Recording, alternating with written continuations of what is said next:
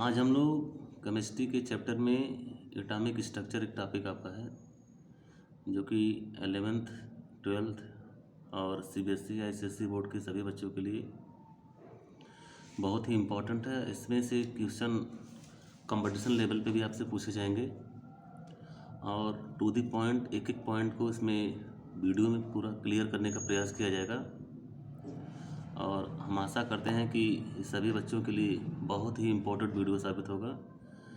अब इसमें atomic structure में हम लोग डिस्कवरी ऑफ इलेक्ट्रॉन, जिसको हम लोग कैथोड रे कहते हैं, discovery of proton and discovery of neutron, इनके बारे में भी देखेंगे। Determination of charge of to the mass ratio of the electron, इसके बारे में पढ़ेंगे।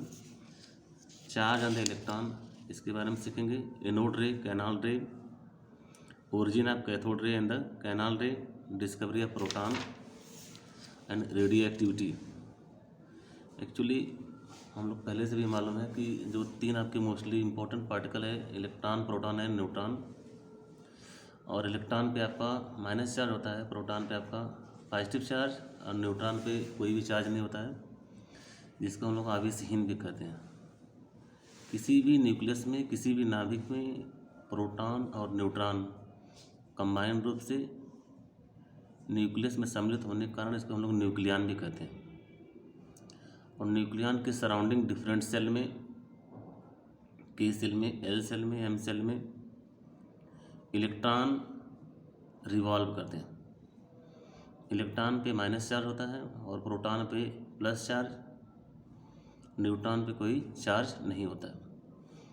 ये सब बातें हम लोग प्रीवियस क्लास में सुन चुके हैं, जान चुके हैं और प्रीवियस वीडियो हमारे लिंक में सब बता भी जा चुका है। और stereochemistry, alcohol, phenol and ether, haloalkane, haloarene, solid state alcohols, एक पूरा फुली अपलोडेड वीडियो आपको इस यूट्यूब चैनल के माध्यम से प्रोवाइड करा दिया गया है। क्लास 11th के बच्चों की और छोटे बच्चों के रिक्वेस्ट पे एटॉमिक स्ट्रक्चर, कुछ कंपटीशन के बच्चे रिक्वेस्ट के आधार पर एटॉमिक स्ट्रक्चर का आपको वीडियो पहले आपको बनाया जा रहा है। इस वीडियो में हम लोग Thompson model, discovery of electron, proton और न्यूट्रॉन, इनके डिस्कवरर के बारे में देखेंगे। और चूँकि वीडियो समय कम होते बहुत फास्ट मोड से बनाया जाएगा और इस चीज़ का आप ध्यान रखेंगे कि रदरफोर्ड स्कैटरिंग एक्सपेरिमेंट यहाँ पे दिखाया गया है, atomic number and mass number.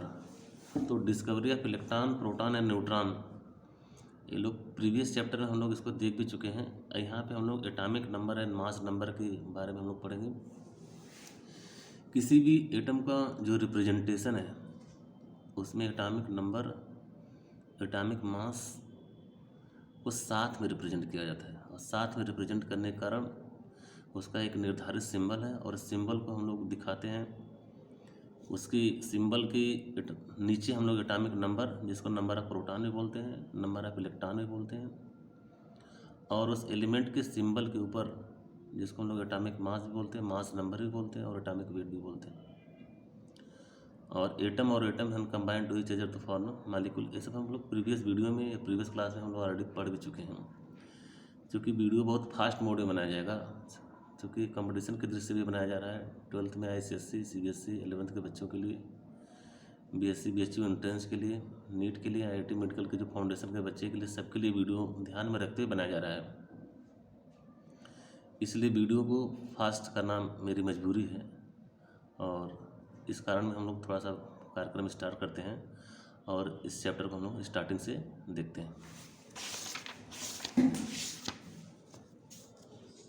जैसे आपका यहाँ पे चैप्टर स्टार्ट कर रहे हैं हम लोग, यहाँ पे दिखाया गया है introduction, discovery of electron, cathode ray, anode ray, canal ray, radioactivity, Thomson model of the atom, Rutherford scattering experiment, discovery of neutron, atomic number and mass number, nature of light and electromagnetic spectrum, Planck's quantum theory, Bohr's model of the atom, the dual nature of the matter, Heisenberg uncertainty principle, quantum mechanical model of the atom, quantum numbers, shapes of the orbitals, energy level diagram, rules for filling the of orbitals in an atom, representation of the electronic configuration.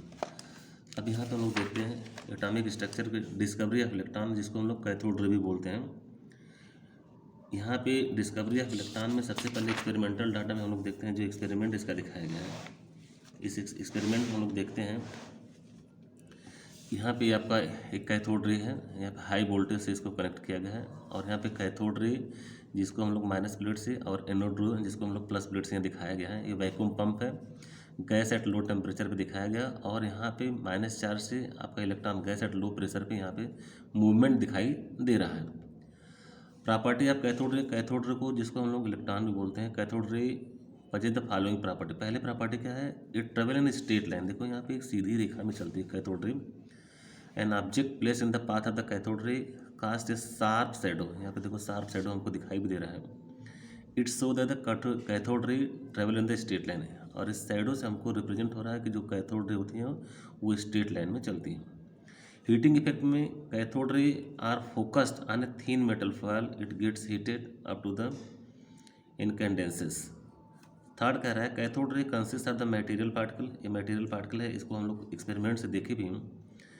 This was indicated by the fact that a light paddle, यहाँ पे light paddle आपको दोहरा, light paddle will placed in the path of the cathode रे start rotating. यहाँ पे rotation start हो रहा है, और रोटेशन के कारण हम लोग ये प्रूव कर सकते हैं कि कैथोड रे मटेरियल पार्टिकल का भी तरह एग्जिस्ट करता है।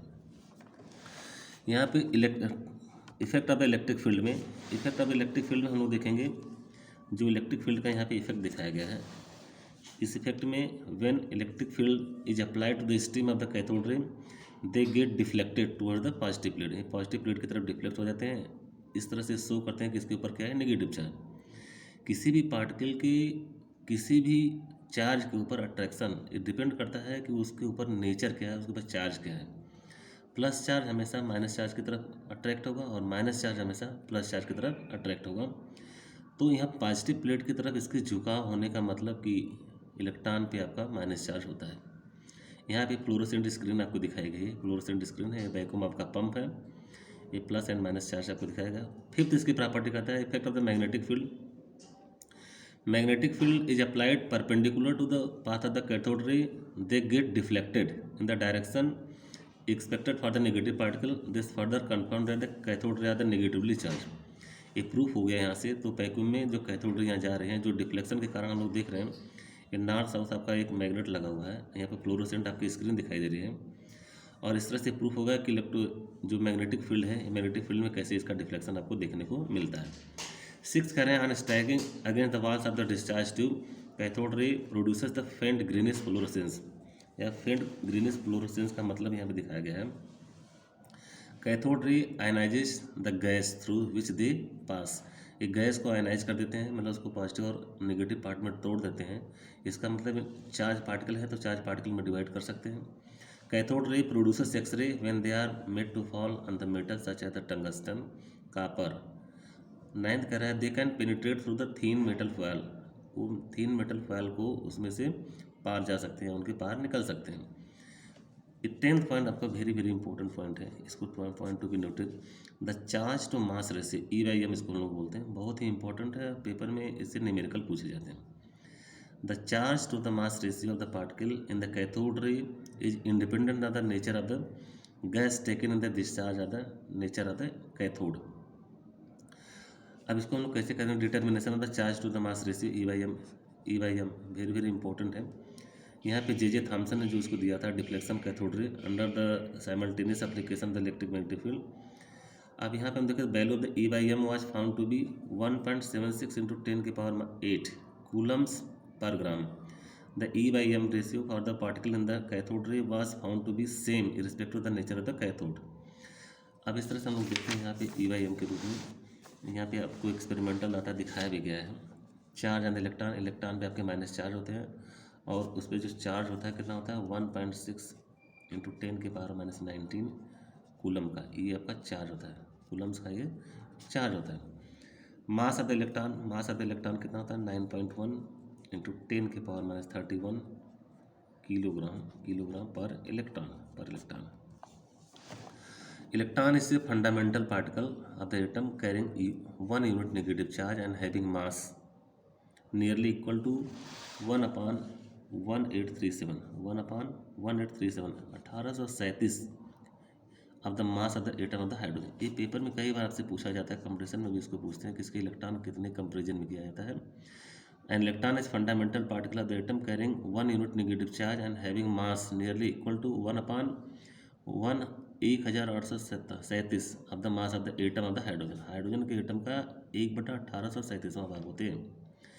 एनोड रे जिसको हम लोग कैनाल रे भी बोलते हैं, यहाँ पे एनोड रे का एक्सपेरिमेंट आपको दिखाया गया। इसकी प्रॉपर्टी आप लोग पहले से भी जानते हैं, थोड़ा सा देख लीजिए हम लोग। Travel in the straight line, material particle होता है, पॉजिटिव चार्ज होता है, डिफ्लेक्शन इसमें भी होता है जैसे इलेक्ट्रॉन में होता था। ओरिजिन ऑफ द कैथोड रे क्या होगा, कैनाल रे, डिस्कवरी ऑफ द प्रोटॉन अब यहाँ पे दिखाया गया है, ये एक्सपेरिमेंट में आपको दिखाया गया है। A proton the fundamental particle of the atom carrying 1 unit positive charge and having mass nearly equal to the mass of the hydrogen atom, mass of atom the hydrogen. अब यहाँ पर हम लोग देखते हैं रेडियो एक्टिविटी, वो very very important topic है आपका radio activity.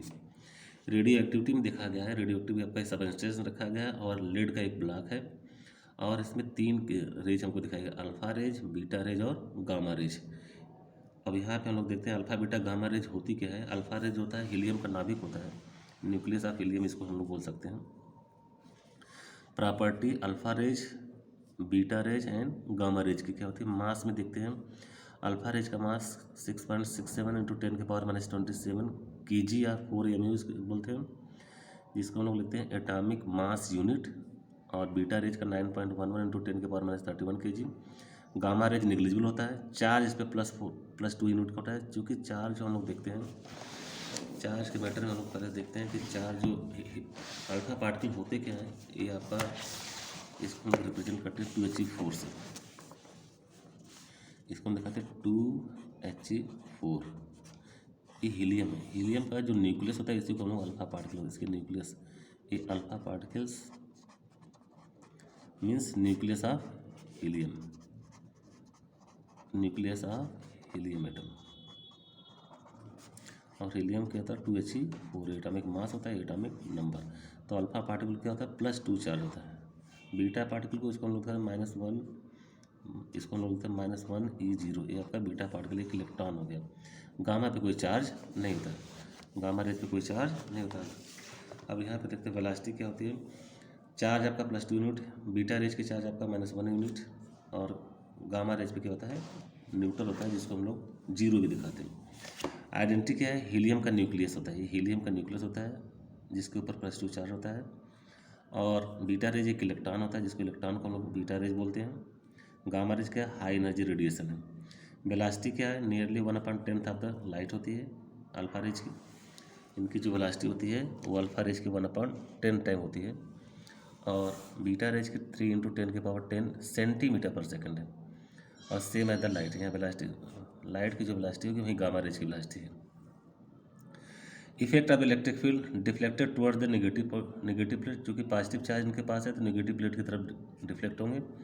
Deflected towards the positive charge, और इसके पास नेगेटिव चार्ज तो पॉजिटिव प्लेट की तरफ जाएंगे। इसमें नॉट डिफ्लेक्टेड, कोई डिफ्लेक्शन नहीं होता है। पेनिट्रेशन पावर स्मॉल होता है, a large 100 times than the alpha particle. Penetration power इनका 100 टाइम्स होता है अल्फा पार्टिकल का। Very large 10,000 times that of the alpha particle. Thomson का यहाँ पे मॉडल दिखाया गया है, जिसको हम लोग बोलते हैं थॉमसन मॉडल। ये थॉमसन मॉडल में जितने भी साइंटिस्ट थे अपने अपने माध्यम से इसको दिखाने का प्रयास किए हैं।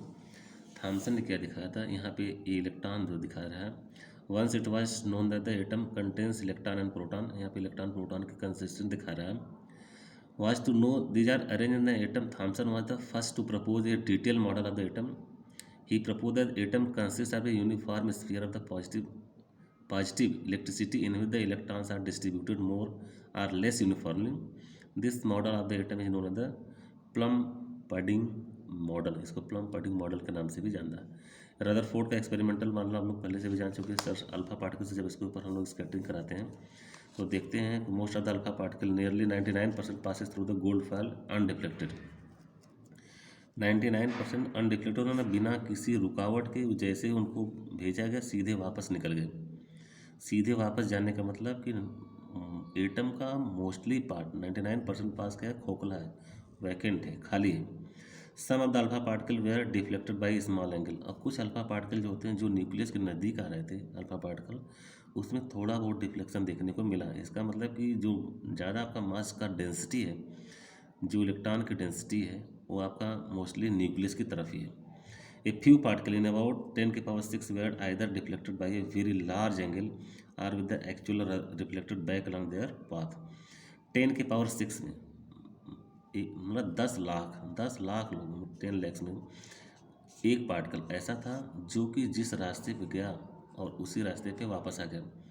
इस एक्सपेरिमेंट से प्रूफ होता है कि पूरे एटम का मोस्टली जो मास होता है वो इसके न्यूक्लियस में ही एग्जिस्ट करता है।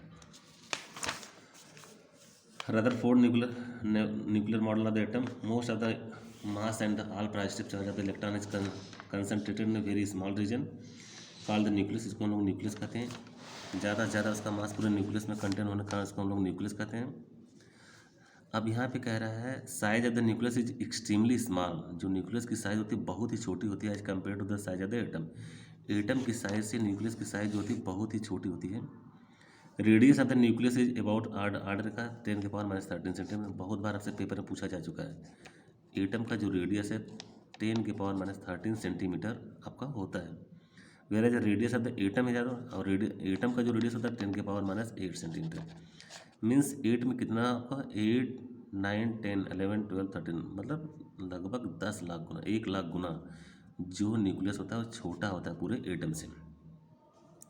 The nucleus is surrounded by the electron which are the revolving around the is very high speed.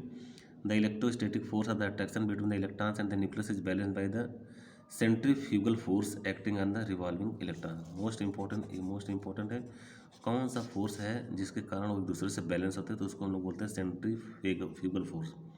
दो फोर्स होते हैं, सेंट्रीफ्यूगल और सेंट्रीपेटल फोर्स। सेंट्रीपेटल फोर्स क्या होता है, यहाँ पे सेंट्रीफ्यूगल फोर्स के कारण ही जो इलेक्ट्रॉन होते हैं वो न्यूक्लियस से बाइंड रहते हैं और एक दूसरे से कनेक्टेड रहते हैं। फोर्थ कह रहा है यहाँ पे टोटल नेगेटिव चार्ज। यहाँ पे कह रहा है total negative charge of the electron is equal to the total positive charge on the nucleus so that atom of the whole is electrically neutral.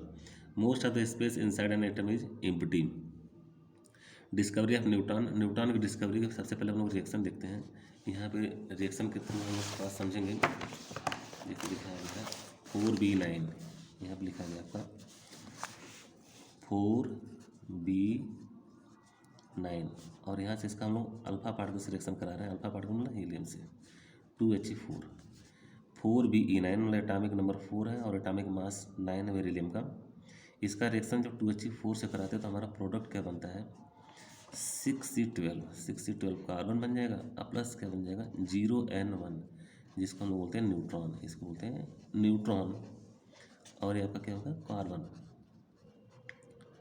इस पे क्वेश्चन बहुत ही इंपॉर्टेंट है, बच्चे समझ नहीं पाते हैं। समझने से पहले हम लोग ध्यान से देखते हैं इसमें होता क्या है। इस पूरे मैटर में सबसे पहले हम लोग ध्यान देंगे कि रिएक्शन के थ्रू होता क्या है। इस रिएक्शन में जो आपका रिएक्टेंट है ये आपका रिएक्टेंट साइड होगा और ये आपका प्रोडक्ट साइड होगा। रिएक्टेंट साइड में आपके नीचे के एटम क्या है 4 + 2, 4 + 2 कितने हैं 6, और यहाँ पे देखते हैं 6 + 0 कितना होगा 6, यहाँ पे 6 मतलब रिएक्शन आपका बैलेंस है।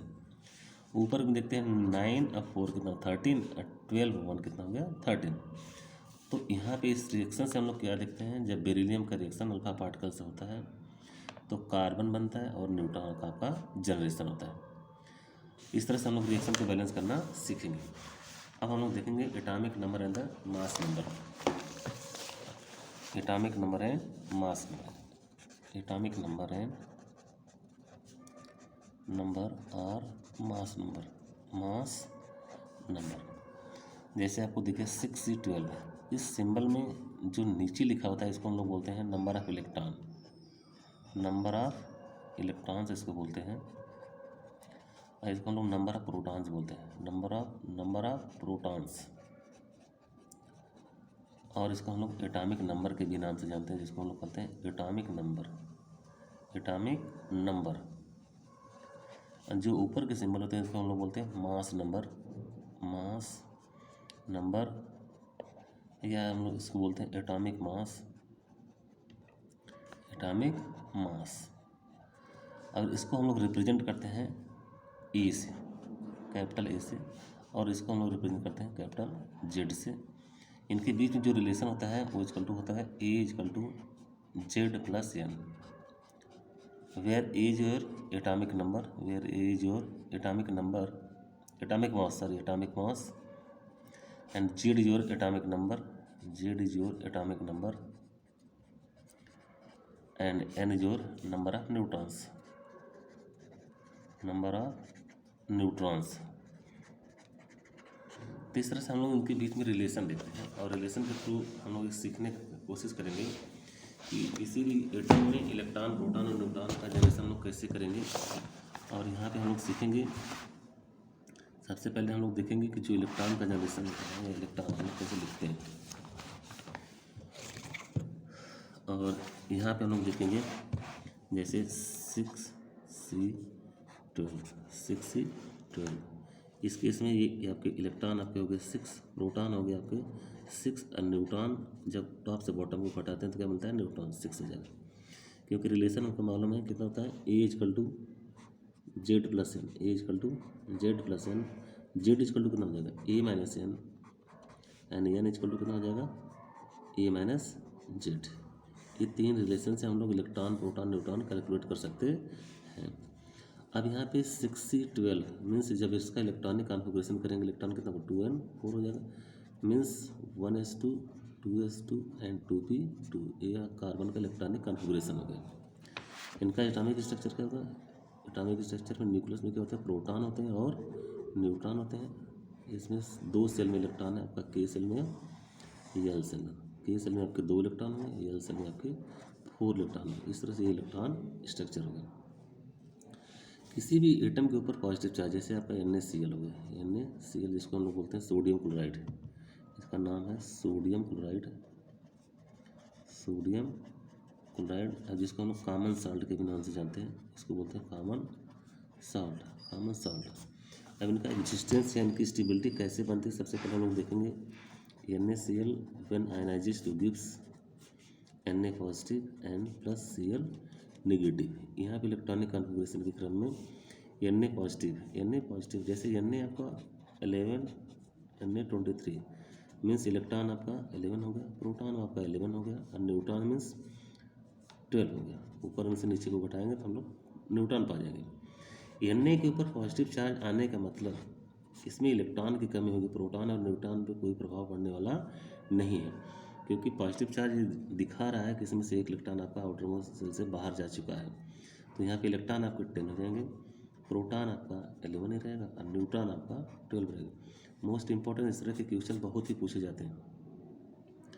अब यहाँ पे Na पॉजिटिव में इसका इलेक्ट्रॉनिक कॉन्फ़िगरेशन 2,8 हो गया और क्लोराइड कितना होगा 2,8 हो गया। इस तरह से आपका क्लोराइड आयन भी स्टेबल हो गया, आउटर मोस्ट में 8 इलेक्ट्रॉन हो गए और आपका Cl नेगेटिव भी आपका Na पॉजिटिव आपका स्टेबल हो गया। इसी तरह से हम लोग जो MgCl2 में देखेंगे, MgCl2 की जो ब्रेकिंग होती है क्या होता है, Mg के ऊपर कितना होता है 2 पॉजिटिव चार्ज होता है और Cl के ऊपर क्या होता है 1 - charge. Mg 2 positive, Mg 2 positive means इसका इलेक्ट्रॉनिक कॉन्फ़िगरेशन 2 और 8 हो जाएगा और Cl के ऊपर 1 - चार्ज मीन्स 2 8 8 मीन्स ये भी स्टेबल होगा और ये भी स्टेबल होगा। इसी तरह से हम अलग आयनिक स्ट्रक्चर हम लोग देखते हैं। अब हम लोग सीखेंगे आइसोटोप्स। आइसोटोप्स हम लोग बोलते हैं आइसोटोप्स, जैसे आपका 3 एटम होंगे X, Y और Z। इनकी एटॉमिक नंबर यदि A है और मास नंबर M1 है, M2 है और M3 है। तो ऐसे 2 या 2 से अधिक एटम जिनमें एटॉमिक नंबर तो सेम लेकिन एटॉमिक मास डिफरेंट हो, उनको हम लोग क्या कहते हैं आइसोटोप्स कहते हैं।